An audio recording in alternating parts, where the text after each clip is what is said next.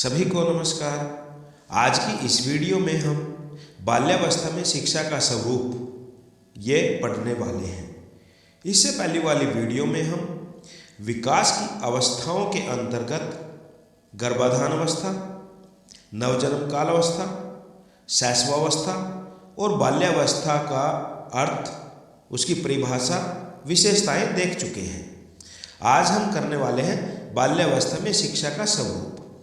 इस अवस्था में बालक विद्यालय में जाने लग जाता है और उसे नवीन अनुभव प्राप्त होते हैं। औपचारिक और अनौपचारिक शैक्षिक प्रक्रिया के मध्य उसका विकास होता है। बाल्यावस्था शैक्षिक दृष्टि से बालक के निर्माण की अवस्था है। इस अवस्था में बालक अपना समूह अलग बनाने लगते हैं। इसे चुस्ती की आयु भी कहा गया है। इस अवस्था में शिक्षा का स्वरूप इस प्रकार होता है। ब्लेयर, जोन्स और सिम्पसन ने लिखा है, बाल्यावस्था वह समय है जब व्यक्ति के आधारभूत दृष्टिकोणों, मूल्यों और आदर्शों का बहुत सीमा तक निर्माण होता है। जिस निर्माण के ऊपर बात की गई है उसका उत्तरदायित्व बालक के शिक्षक, माता पिता और समाज पर है। अतः उसकी शिक्षा का स्वरूप निश्चित करते समय निम्न बातों को ध्यान में रखा जाना चाहिए। भाषा के ज्ञान पर बल। स्ट्रैंग के अनुसार इस अवस्था में बालकों की भाषा में बहुत रुचि होती है। अतः इस बात पर बल दिया जाना आवश्यक है कि बालक भाषा का अधिक से अधिक ज्ञान प्राप्त करे। उपयुक्त विषयों का चुनाव। बालक के लिए कुछ ऐसे विषयों का अध्ययन आवश्यक है जो उसकी आवश्यकताओं की पूर्ति कर सके और उसके लिए लाभप्रद भी हो। इस विचार से निम्नलिखित विषयों का चुनाव दिया जाना चाहिए: भाषा, अंकगणित, विज्ञान, सामाजिक अध्ययन, ड्राइंग, चित्रकला, सुलेख, पत्र लेखन और निबंध रचना। रोचक विषय सामग्री। बालकों की रुचियों में विभिन्नता और परिवर्तनशीलता होती है। अतः उसकी पुस्तकों की विषय सामग्री में रोचकता और विभिन्नता होनी चाहिए। इस दृष्टिकोण से विषय सामग्री का संबंध अग्रलिखित से होना चाहिए: पशु, हास्य, विनोद, नाटक, वार्तालाप, वीर पुरुष, साहसी कार्य और आश्चर्यजनक बातें। पाठ्य विषय व शिक्षण विधि में परिवर्तन। इस अवस्था में बालक की रुचियों में निरंतर परिवर्तन होता रहता है। अतः पाठ्य विषय शिक्षण विधि में उसकी रुचियों के अनुसार परिवर्तन किया जाना आवश्यक है। ऐसा न करने से उसमें शिक्षण के प्रति कोई आकर्षण नहीं रह जाता। फलस्वरूप उसकी मानसिक प्रगति रुक जाती है। जिज्ञासा की संतुष्टि।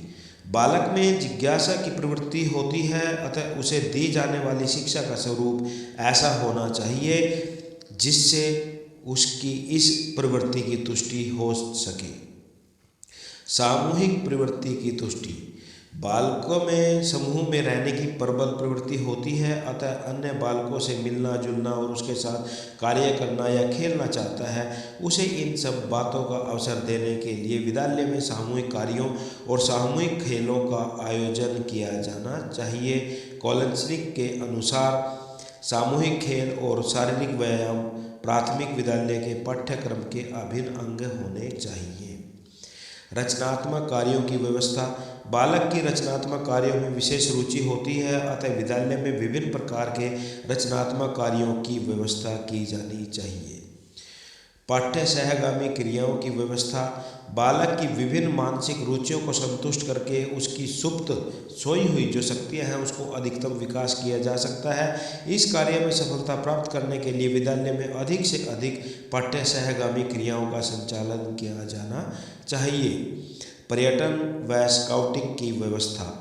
लगभग 9 वर्ष की आयु में बालक में निरोधस्य इधर उधर घूमने की प्रवृत्ति होती है। उसकी इस प्रवृत्ति को संतुष्ट करने के लिए पर्यटन और स्काउटिंग को उसकी शिक्षा का अभिन्न अंग बनाया जाना चाहिए। संचय प्रवृत्ति को प्रोत्साहन। बालक में संचय करने की प्रवृत्ति होती है। जो भी वस्तु उसे अच्छी लगती है वो उसका संचय कर लेता है, उसका संग्रह कर लेता है। उसके माता पिता और शिक्षक का कर्तव्य है कि उसे शिक्षाप्रद वस्तुओं का संचय करने के लिए प्रोत्साहित करें। संवेगों के प्रदर्शन का अवसर। कौल और ब्रश के अनुसार बाल्यावस्था को संवेगात्मक विकास का अनोखा काल माना है।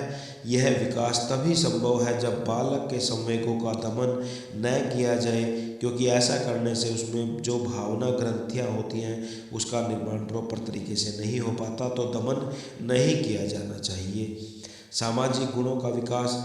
किलपैट्रिक ने बाल्यावस्था को प्रतिद्वंदात्मक सामाजिकरण का काल माना है।